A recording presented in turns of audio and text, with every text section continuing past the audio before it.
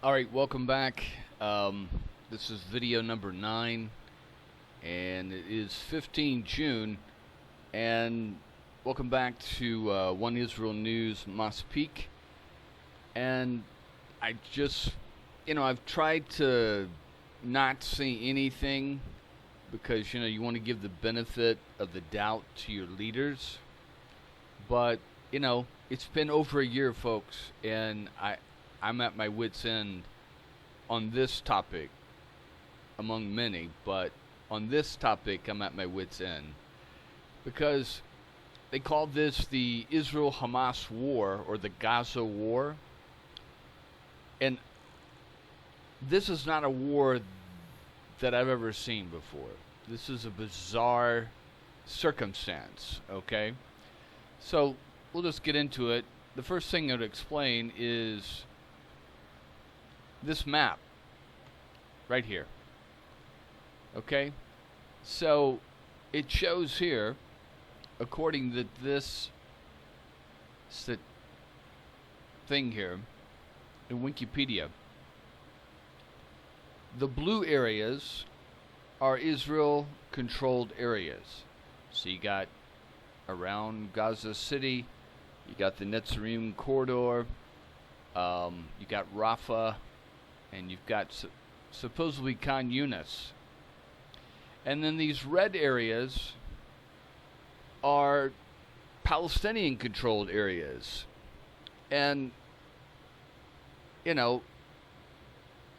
an ideal war, you would have no Palestinian-controlled areas, okay?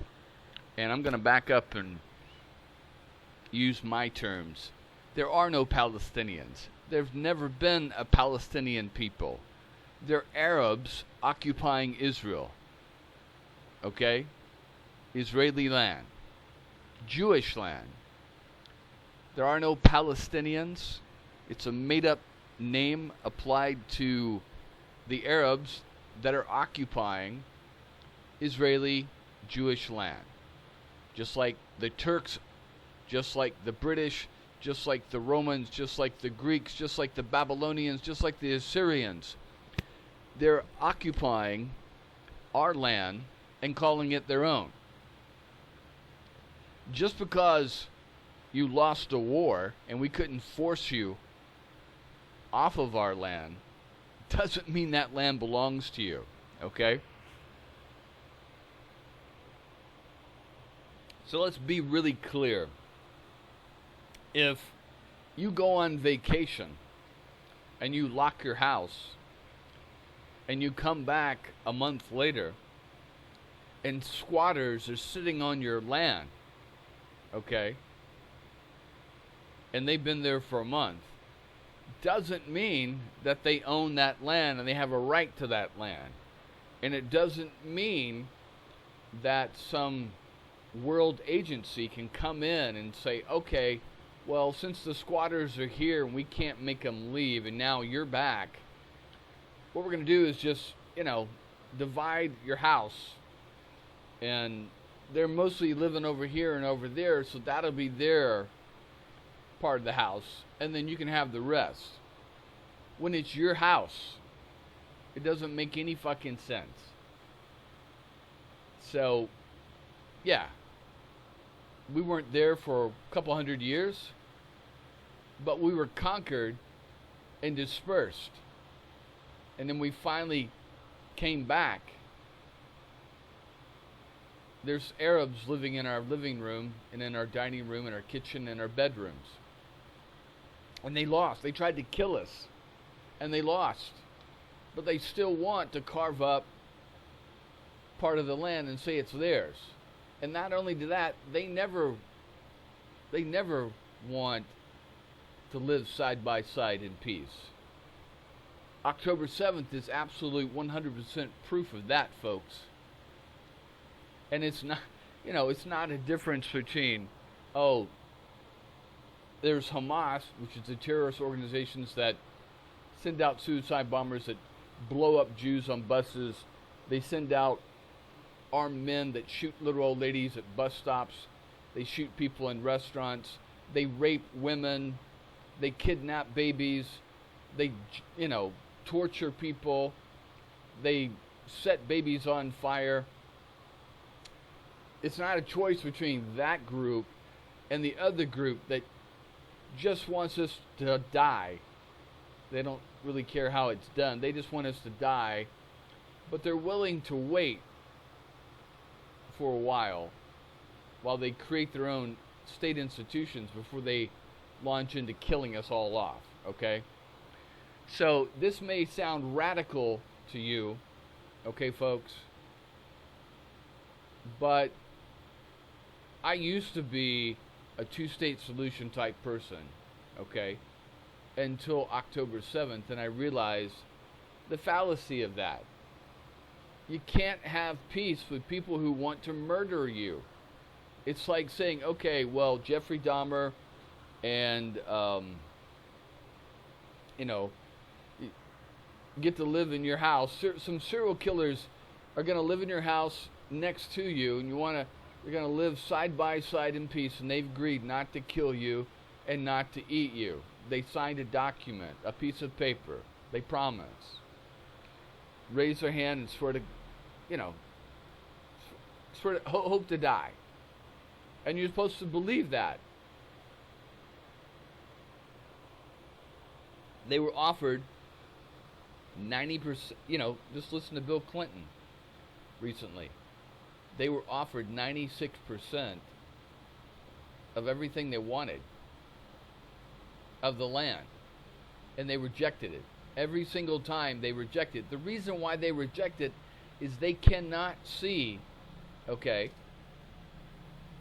themselves living in an area where there are other people that aren't Muslims and they aren't dominating them, okay? And also, their leaders who've been promising to destroy us for, 75 years can't politically risk going back and saying, hey, everything we've been telling you to kill all the Jews is a lie. Okay? Because they'll get killed.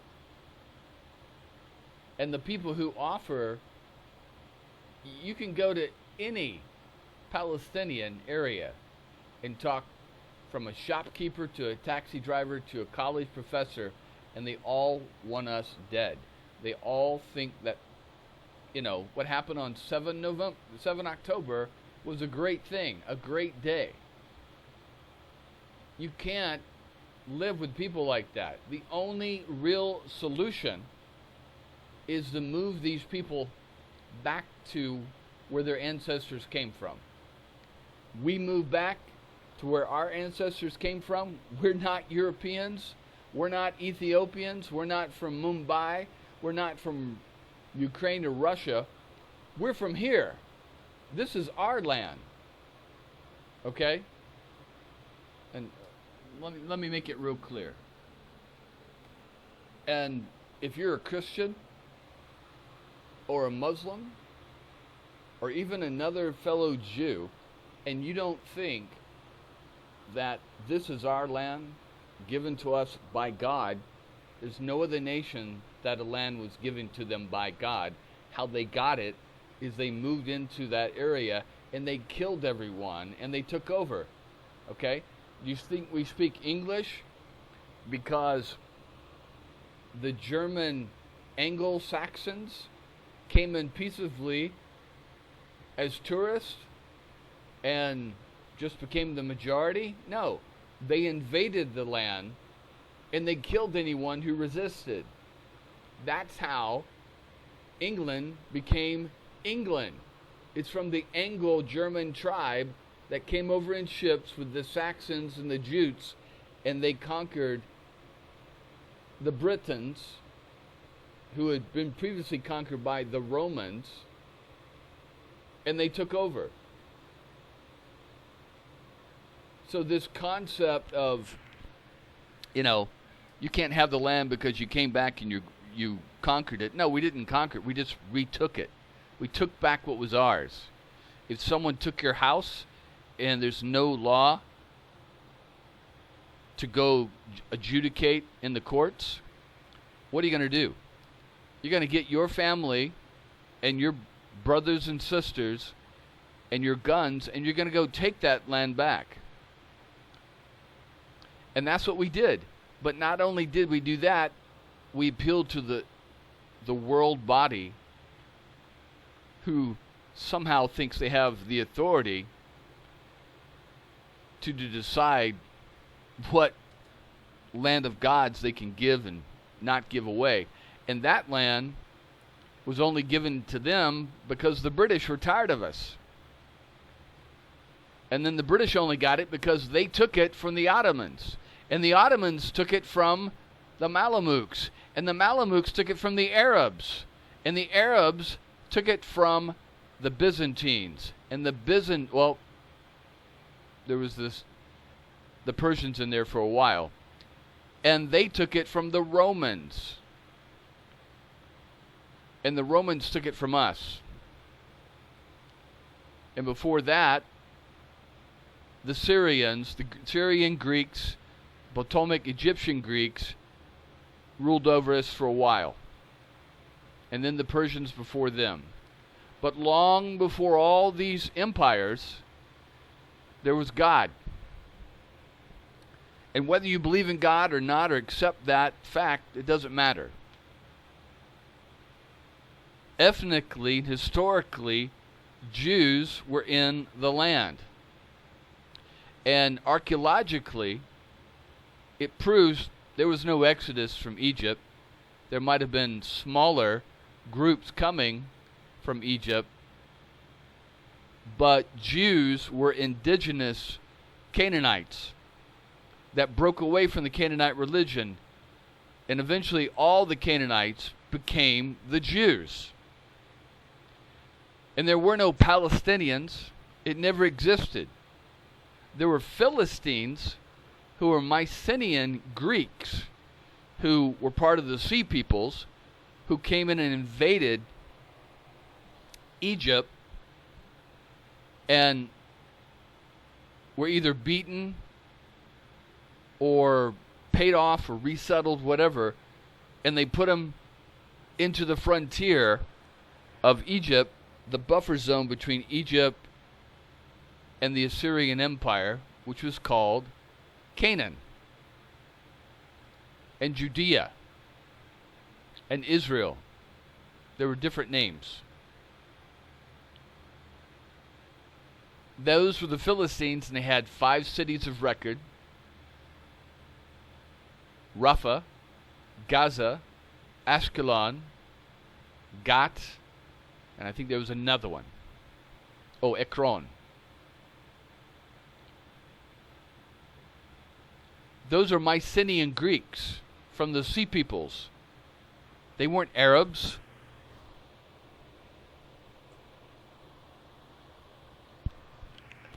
Palestinian Arabs were an invention.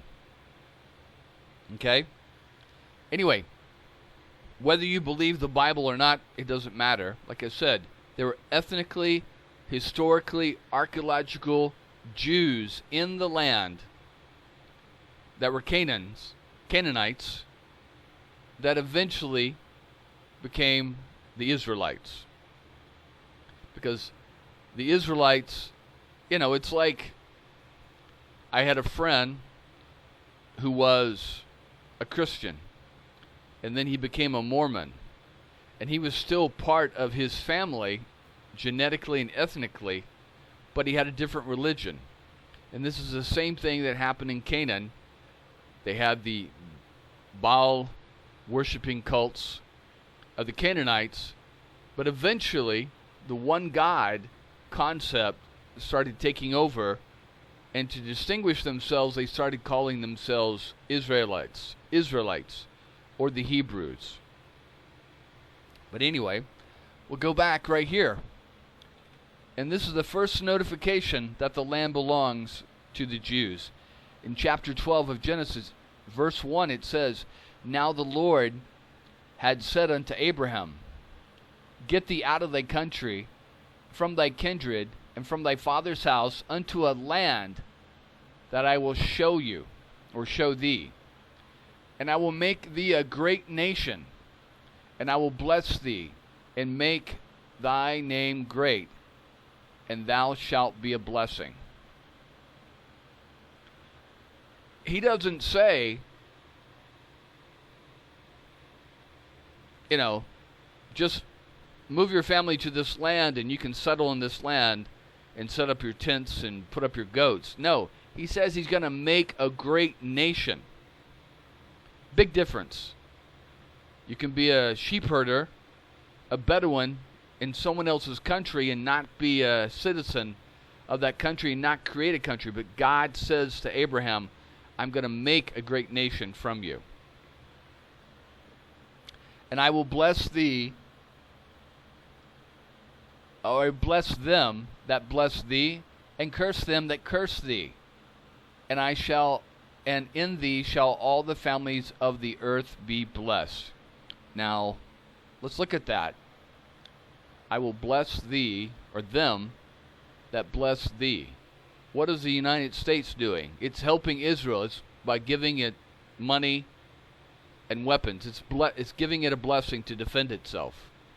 And God's blessed the United States for that. And I will curse thee,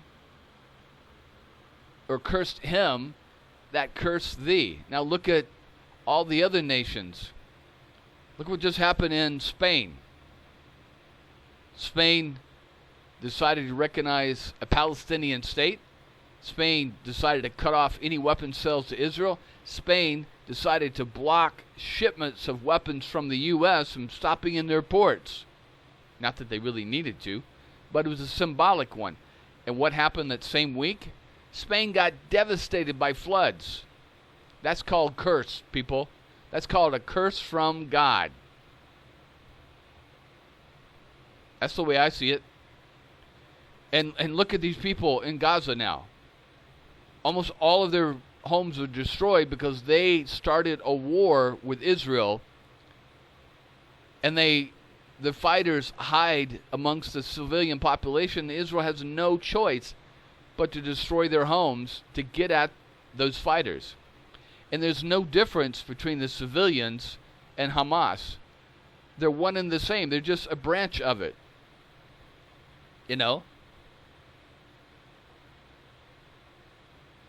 There were thousands of children, thousands of adults lining the streets when they dragged the bodies of the dead Jews through, cheering and kicking and spitting.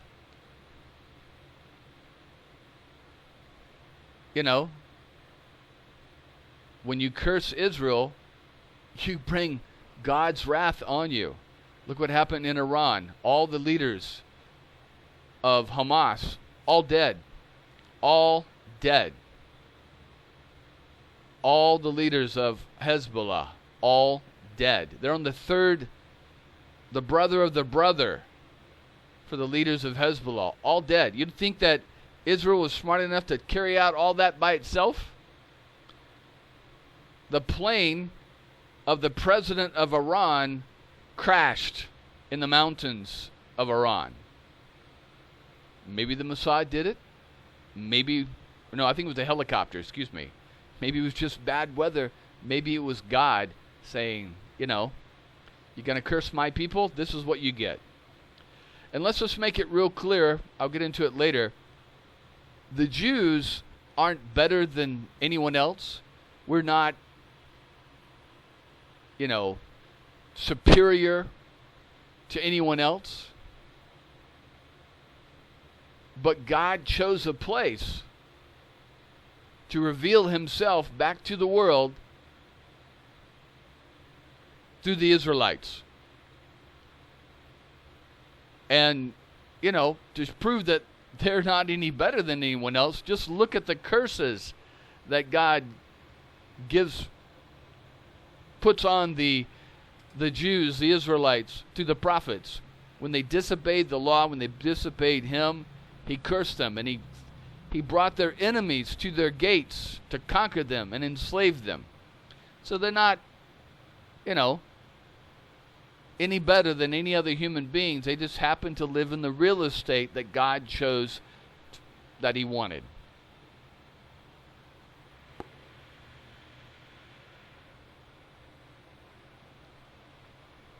But he makes it really clear. I've chosen these people, and if you go against them, you're going against me. How much clearer does it have to be? So Abraham departed as the Lord spoke unto him, and Lot went with him. And Abraham was 70 years old, and 75 years old when he departed out of Haran. Now Haran is in northern Iraq. So why didn't God just choose Iraq? He could have made a nation right there in Haran.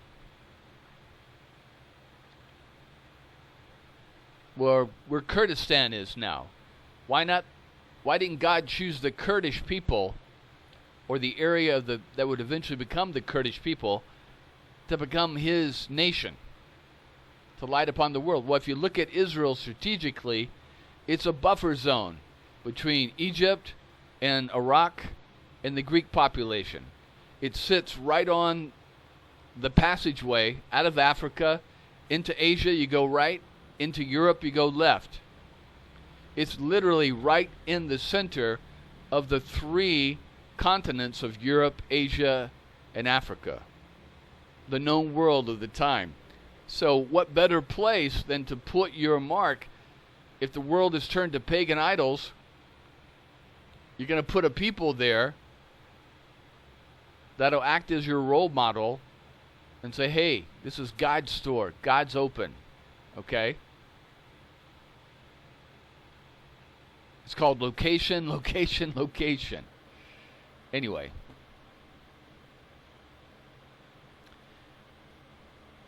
And then he goes on.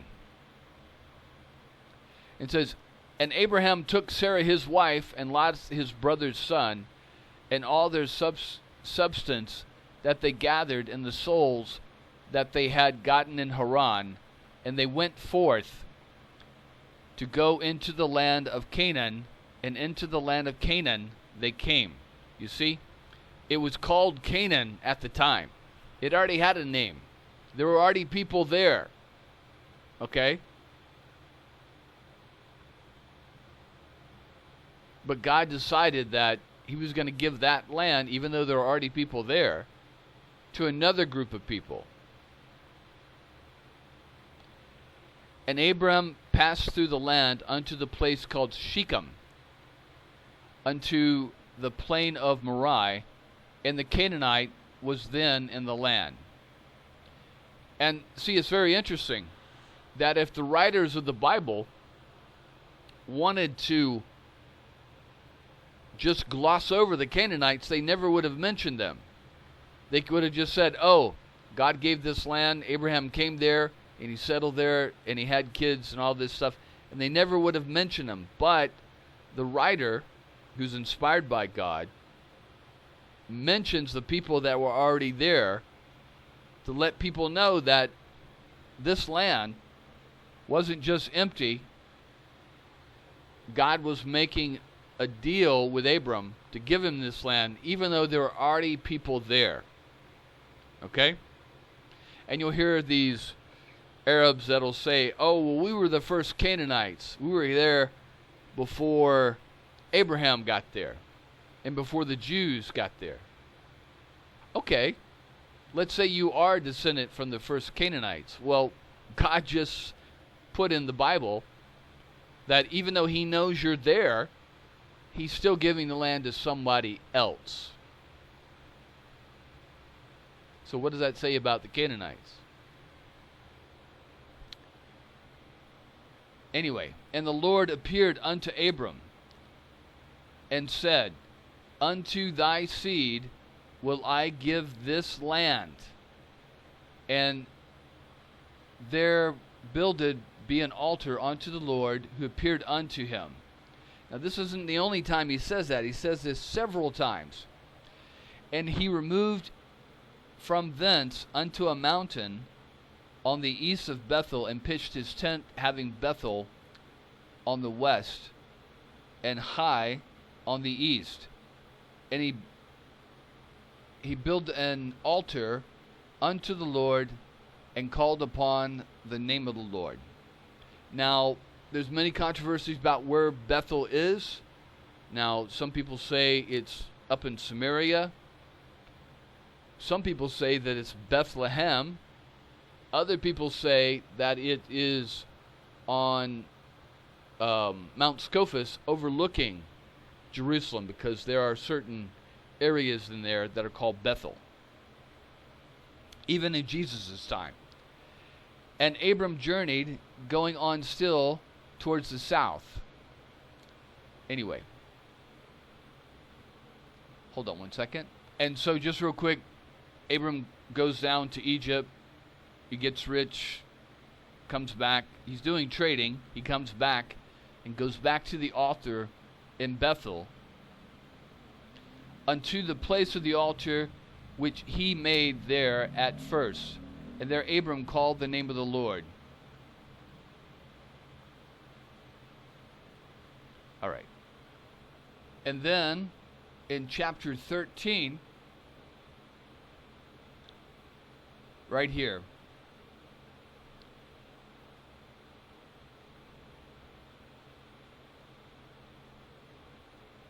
on verse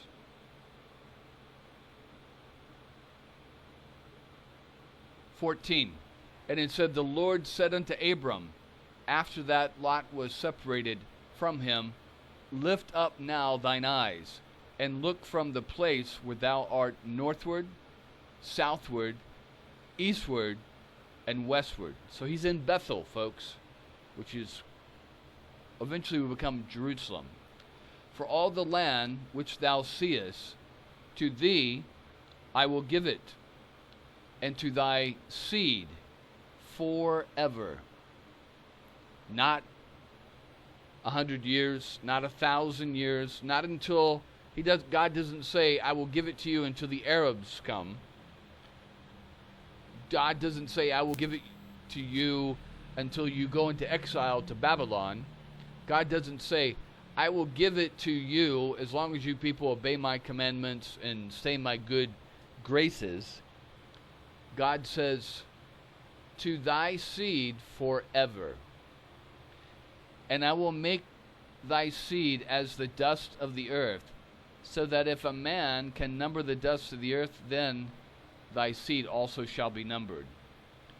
Arise, walk through the land, the length of it, and the breadth of it, for I will give it unto thee. Then Abram removed his tent, and he came and dwelt in the plain of Mamre, which is in Hebron, and built there an altar unto the Lord. All right, so that's enough of the Bible study, but I'm just making the claim here, okay? So,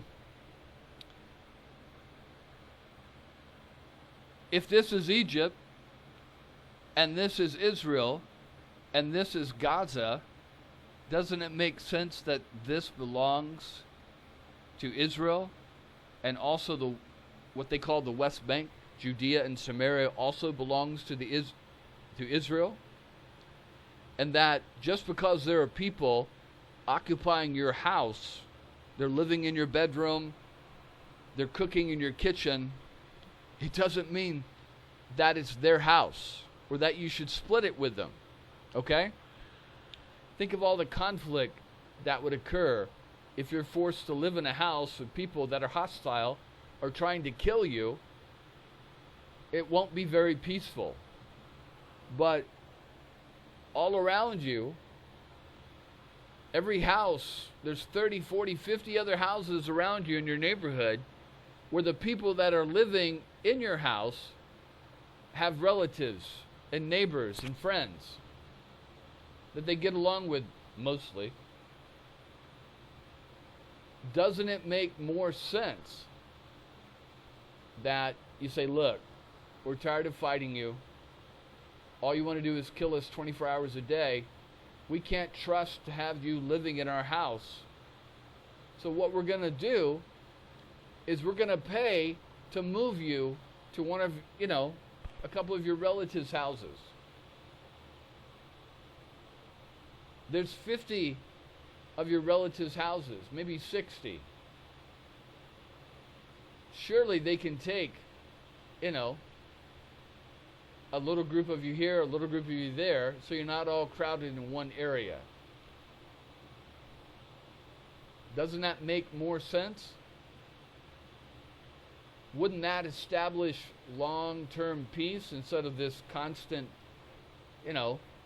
warfare? Because as soon as Israel stops the pressure and the fighting and withdraws, the rockets are going to start flying again. The attacks are going to start again. And it'll be a never-ending cycle because Hamas will be back in power. And then they'll have the UN providing schools that they put their people in charge of. And it's a never-ending cycle, which is the way it's supposed to be. The Arabs designed the UN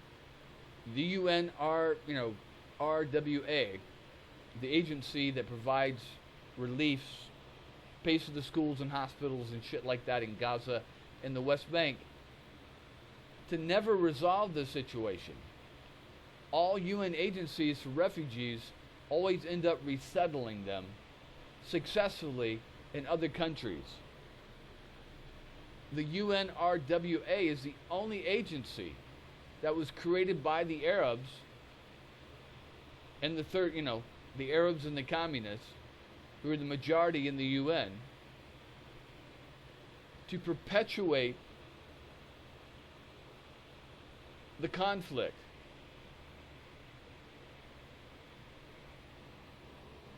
When you have a perpetual conflict and never a solution, it can always provide arms because people are always worried. You can provide money. You can put pressure. While we're looking over here, the Russians, the Chinese, the Arabs are doing other things in their own countries and in their own with their own neighbors that people just ignore.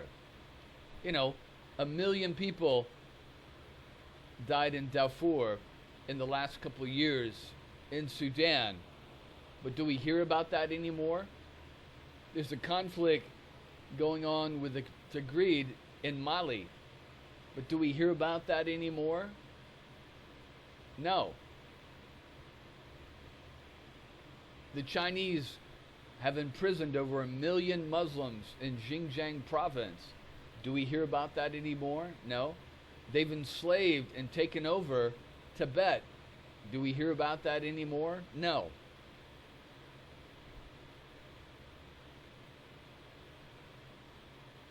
It's a good distraction. Okay? The whole conflict. Now, we'll get back to that right there, and I just want to go over some headlines. Well, actually, I want to go over some geography. So, when you look at this map, there are areas, after over a year of fighting, that the Israeli army, the IDF, have not conquered. And they're still fighting. And that's unacceptable. It's correct that Gallant, the defense minister, got fired. Because this conflict, the resistance should have been gone and stomped out within a month. There's no reason that there still should be fighting going on. Absolutely none. Okay? And I'll show you real quick. So folks, even at its widest, from here to the ocean, Khan Yunis is 7.7 miles. Okay? That's not very far. Think about 7.7 miles. If you put that dot in the center of a city, you're out in the suburbs. Okay? But I've ran races that are twice as far as that. Half marathons,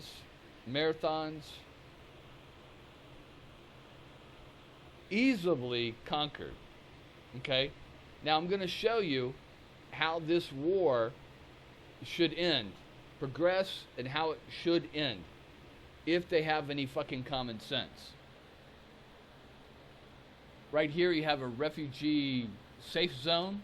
There shouldn't be a refugee safe zone in Gaza. That only gives a place for Hamas fighters to hide among civilians. Okay?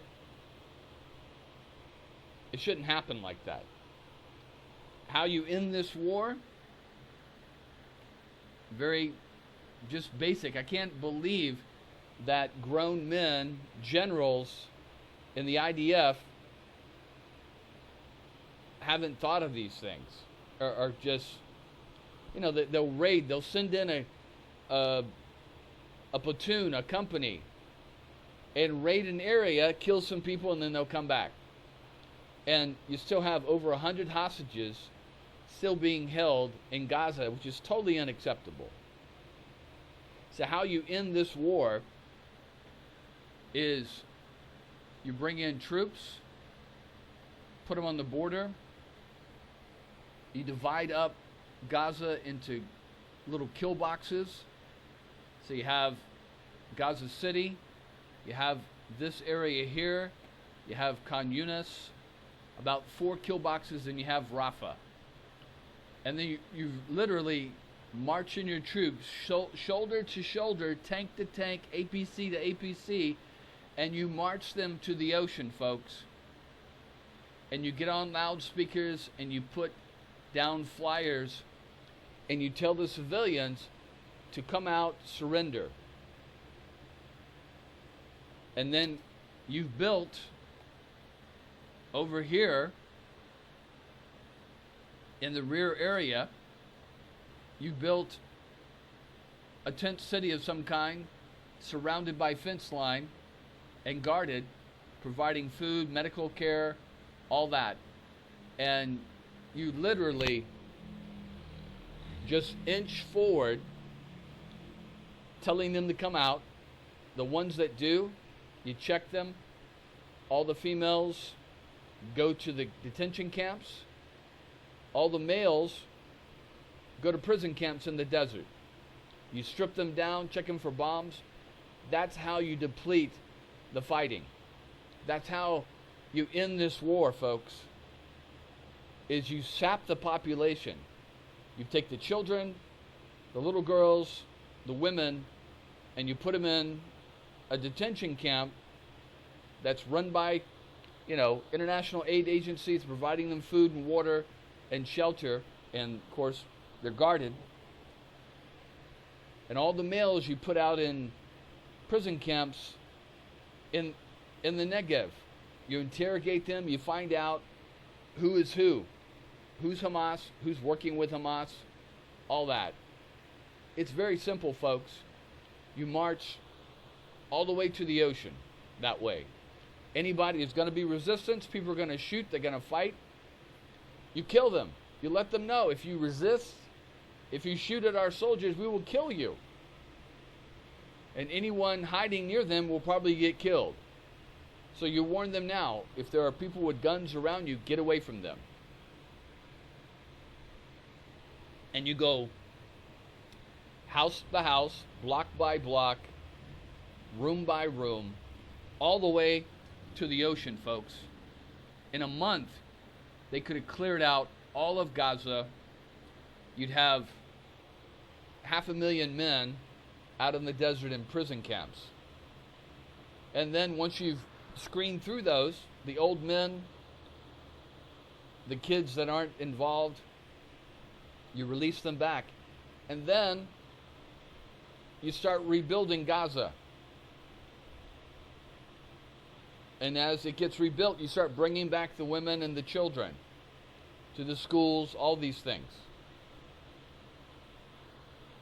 You keep the men, anybody who resisted, anybody who was caught with a weapon, they're going to prison for 20, 30 years, folks, not getting out. You have prison camps out in the Negev. That's how you end this conflict.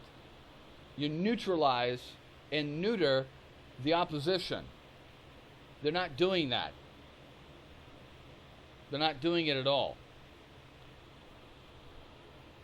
if there are any IDF generals listening, how you end this war is you study the British tactics during the Boer War.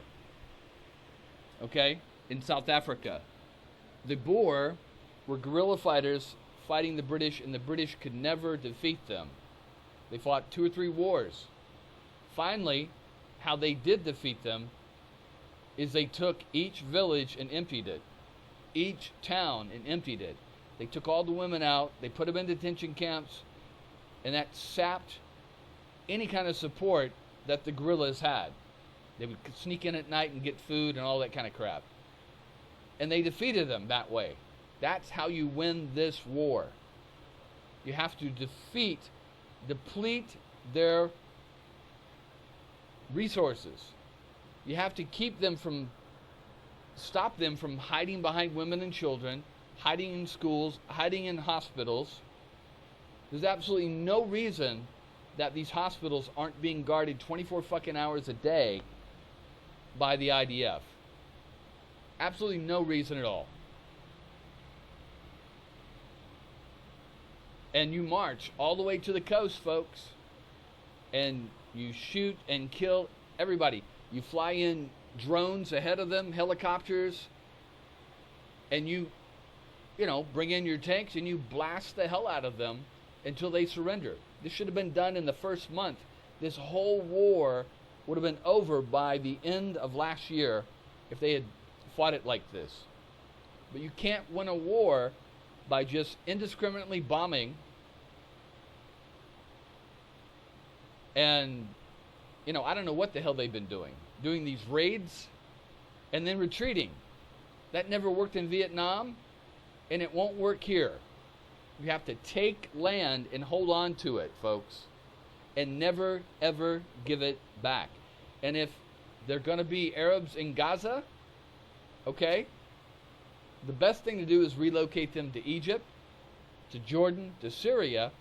But if they won't go anywhere, Israel's going to control it militarily. They want to elect a mayor. They want to run their own schools. Great. They want to have their own businesses. Great. But there will never, ever be any Arabs with any guns. Ever. You can't trust them. Israel must control Gaza to have peace. It's the only way. Only way. All right, so we'll keep going. We'll go into some news here. So,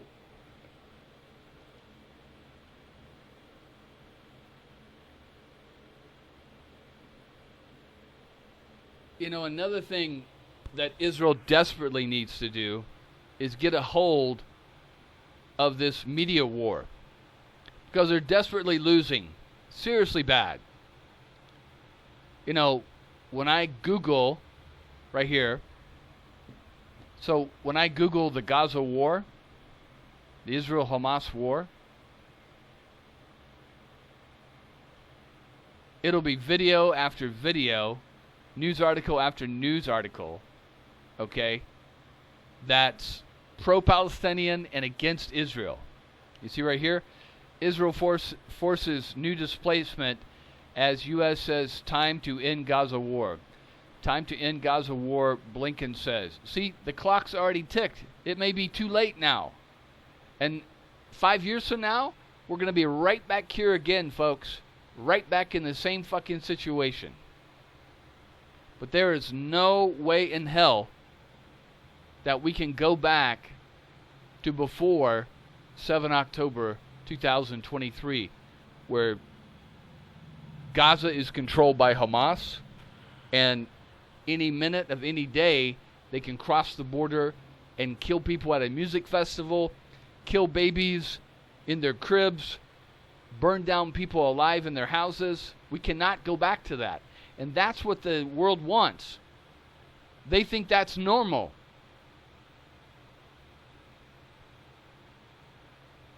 I hate to say it, but in the world's sick and twisted view, the only good Jew is either a dead Jew or one begging for mercy. A strong, armed, self-sufficient, defending themselves, aggressive Jew, they don't like that. That's just the facts, folks. All right. Let's take a look at some of these articles.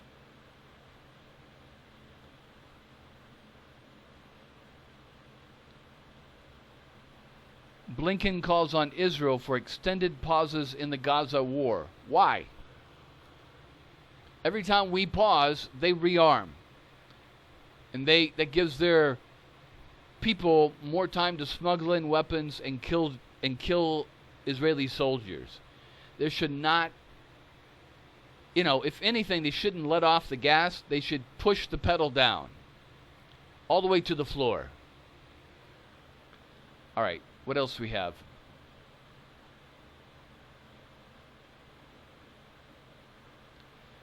Who are the Hamas leaders set to be deported from Qatar? Well, they should definitely be Israeli targets to be killed. Because, folks, I don't know about you, but, it's not like Hamas leaders aren't like George Washington and Benjamin Franklin and Thomas Jefferson, okay? I'm sure it never occurred to George Washington and Thomas Jefferson or Benjamin Franklin that, it would be a good idea for us to train our revolutionary soldiers to go into areas where they're loyalists or invade Canada and kill women and children and burn babies. Yeah, that would be a great revolutionary act that would help achieve our independence.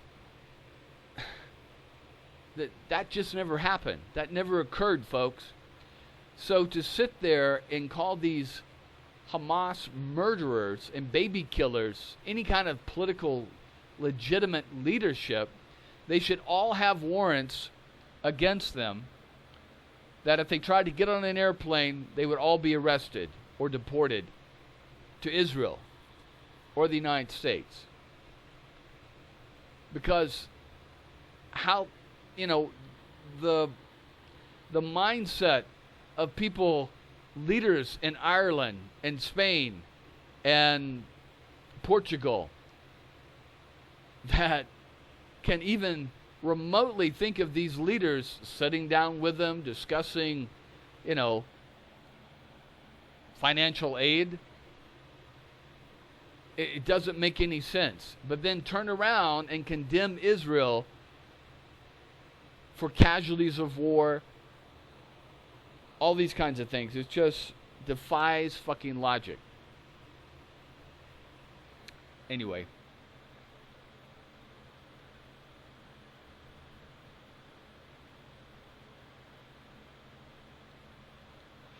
Terror group officials say pushing leaders out of Gulf state isn't in U.S. and Israel's interest, warning of complications in hostage deal negotiations. Really? So how have those hostage deal negotiations been going on for a year now? How's that working out, Qatar? Have we made a lot of progress on that front? No, we haven't. Matter of fact, Hamas has completely abandoned the entire idea of negotiating the hostage release. So, making statements like that just don't make a damn bit of sense. All right, well, this was one good thing with the death of Sinwar. So you see this drone, they don't even know he's there, okay? All they know is they came under a lot of fire from this building. They started shooting the shit out of it, and then they sent in a drone to figure out what the hell's going on in there. All right, so we'll see real quick.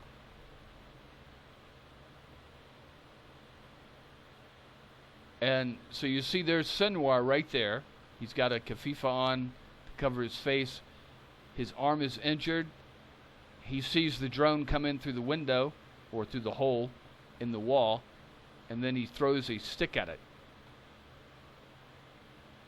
So you can see the smoke from the dust and the blades of the drone there. You can see he's looking at it. He's probably under shell shock. You see there's a lot of dust in there, so they got blasted really hard.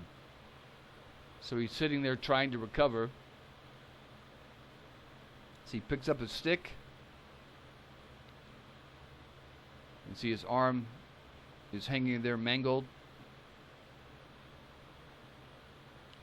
And he throws a stick.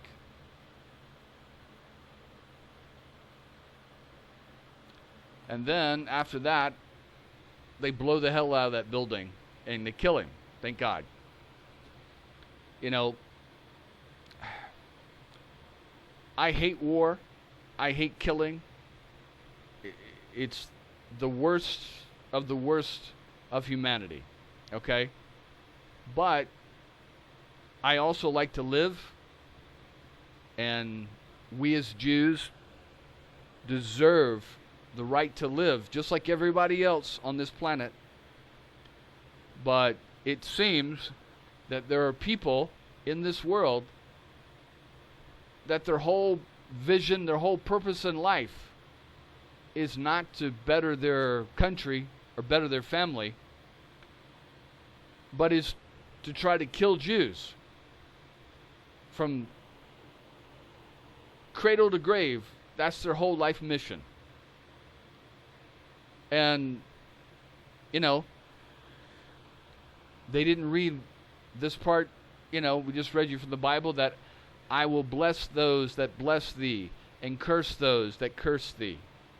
This is the curse, folks. When you know, spend your whole life trying to destroy Israel, you're gonna die. I hate to say it, but there are generations, thousands, if not millions of Arabs out there that they're just not going to live very long because their whole purpose in life, instead of trying to improve their home, improve their country, bring democracy somewhere in the Middle East, you know, Israel's the only democracy. There's not one fucking democracy in all of the Middle East. Instead of trying to bring freedom and democracy, and you know, you can't talk against your leader. I can say all kinds of shit about, you know, the Prime Minister, the President of the United States, the Prime Minister of Israel. And it's my opinion, it's my right to say that. You say what you want about some Arab leaders, even put a post, you risk going to jail, being killed. So, unfortunately, there's a mental illness. It's called anti-Semitism, folks. Anti-Israel, anti-Jewish. And it's a mental illness like any other. You know, when a state of your mind, which is what mental illnesses are, cause you to risk your life and to get killed, to kill others because of hate for Jewish people, the state of Israel, or institutions, or democracy, that's a mental illness, folks. And like a disease, like a cancer, it's probably going to stay with them until the day they die. And so the only way, you can't negotiate with a cancer, you can't plead with a cancer, you can't sit around with lung cancer, liver cancer, brain cancer, whatever kind of cancer and say, hey, let's all sing Kumbaya together. No. That cancer is going to kill you unless you kill it first. And, you know, I hate to have any other human being die, but, you know, you've got these wild dogs running around with nothing but hate in their mind and murder. I mean, my God, who the hell would burn little babies? They found the bones in the ashes of little babies. Who the hell with broken necks? They twisted their necks and broke their necks first, and then they burnt them. Who the hell would kill little old grandmothers sitting at a bus stop, folks? That's a mental illness. It's a disease. Those people will never get better. The only thing you can do is cut that out. Cut that cancer out. Right now, the world wants us to live with that cancer in our body and make peace with it somehow by signing a piece of paper and saying, okay, cancer, cancer has signed this paper and agreed not to kill you anymore. And we all know that's not going to happen. That's not true.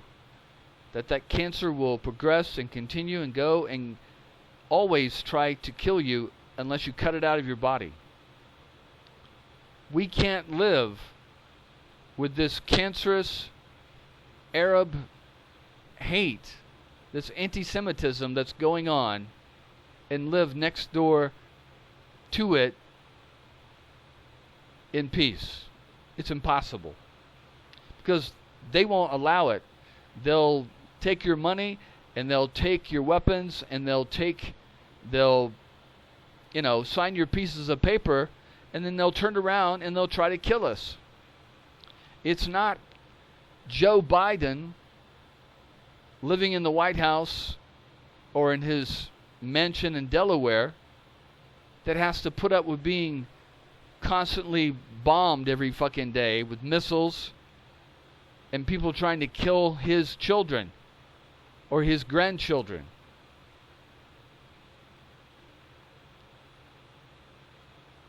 The only way towards peace is to cut this cancer from the soul, from the body of Israel, and move it someplace else.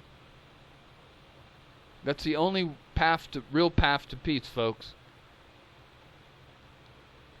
Anyway, so we'll continue talking about the Gaza war. I've got other topics I'm going to talk about, but 7 miles, folks, at its widest. From here to here, 3-4 miles. The only way to end this war is to line up shoulder to shoulder and march to the sea and kill anyone that resists and put in prison the others. And then after Hamas has been conquered and all the men are in prison camps, then you can start to rebuild. But the real peace is to move these 2 million people back to their brother homes in Syria, in Jordan, in Saudi Arabia, and have real peace. But, we'll play this game another 100 years, another 200 years, but you'll never destroy Israel and the Jewish people, folks. You're just going to kill your children. You're going to kill your grandchildren with the hate that you spread every day. All right, take care. Bye-bye.